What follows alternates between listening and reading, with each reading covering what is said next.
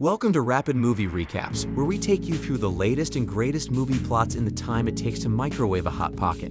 If you enjoy rush storytelling, throw us a like, subscribe, and hit that bell icon for your daily dose of Too Lazy to Watch the Movie.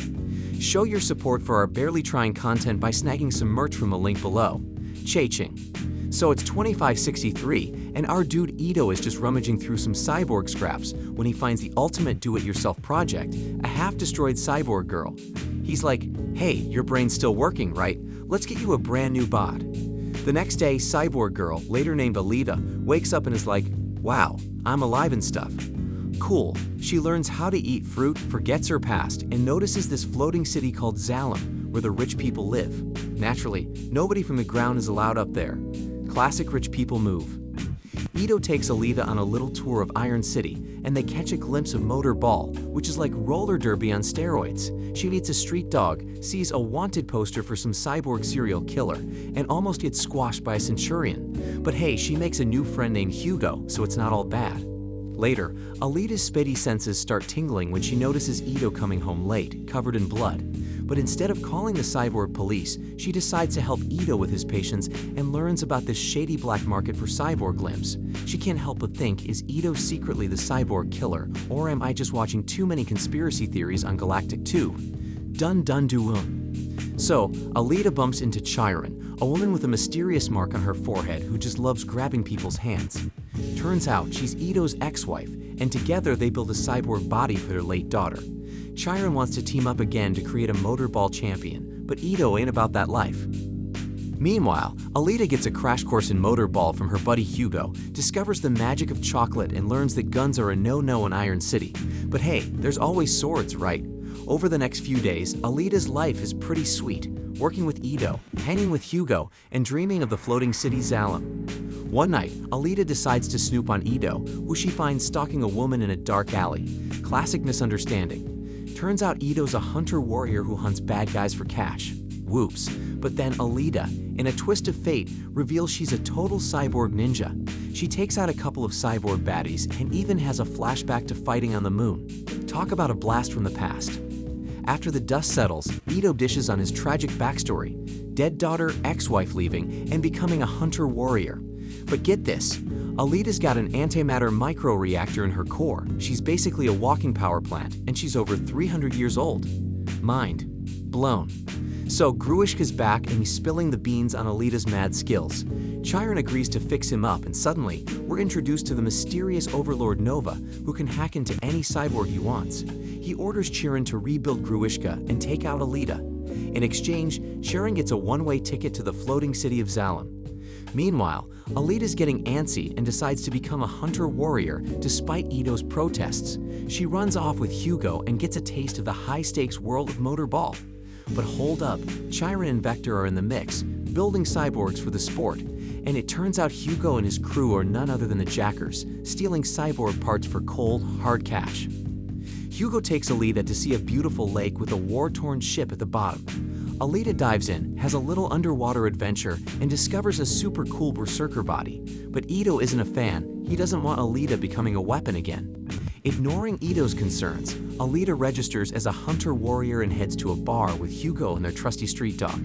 Zappin tries to belittle Alita, but she ain't having it. She challenges the bar's tough crowd to a fight, and if she wins, they have to team up to hunt Gruishka. Chaos ensues. Alita kicks some serious cyborg butt, and Ito shows up to put an end to the brawl. Ito's giving Alita a stern talking to, but Gruishka shows up, kills a guy, and steals the spotlight.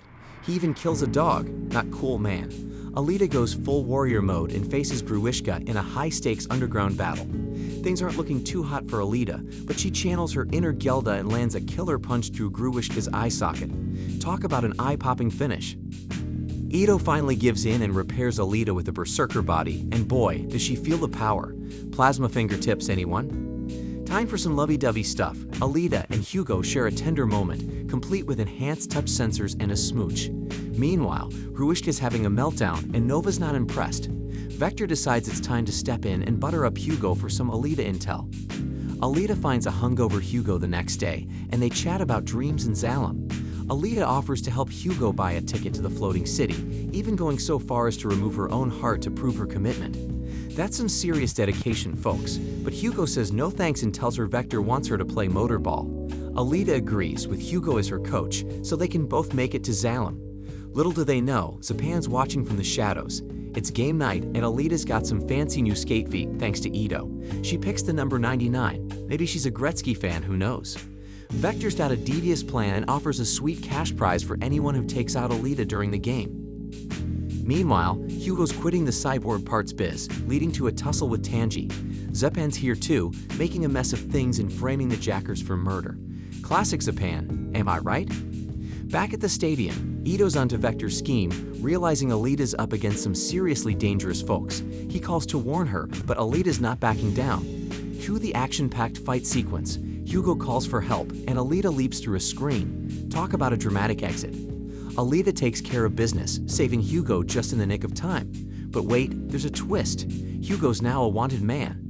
Zapan's playing dirty, but Alita's not about to give up on her love. She grabs Hugo and makes a run for it. Hugo swears he's innocent, and he and Alita have a heartfelt moment. Even Chiron's touched, deciding to help the couple. Alita emerges with Hugo's head. Plot twist. Chiron connected his brain to Alita's core. Clever. Zapan's not happy, but he's breaking the Hunter's code, so the Centurion goes rogue and tags Zapan as a criminal. Alita takes the opportunity to grab Zapan's sword and give him a taste of his own medicine. Ito had given Hugo a nude yet basic body. Ito spills the beans about Vector's false promises and his own Zalem origins.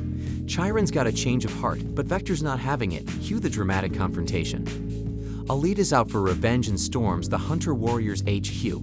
She trashes the place and barges into Vector's office, only to find Chiron's dismembered body parts. Yikes. Gruishka sneaks up on her, causing Alita to have another oh-so-convenient flashback. Flashback time. Alita and Gelda try to reach Zalem during the war, only to face a deadly obstacle.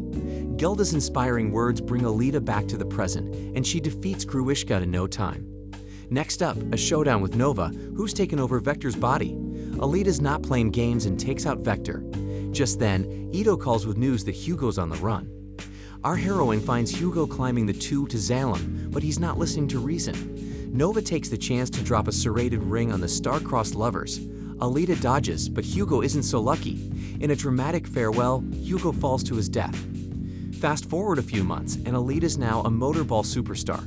In a triumphant gesture, she points her sword at Zalem, vowing to become champion and get her revenge on Nova. And that's a wrap, folks. Grab your popcorn and purchase this thrilling saga at the link in the description below. Don't forget to smash that like button and subscribe for more rapid movie recaps.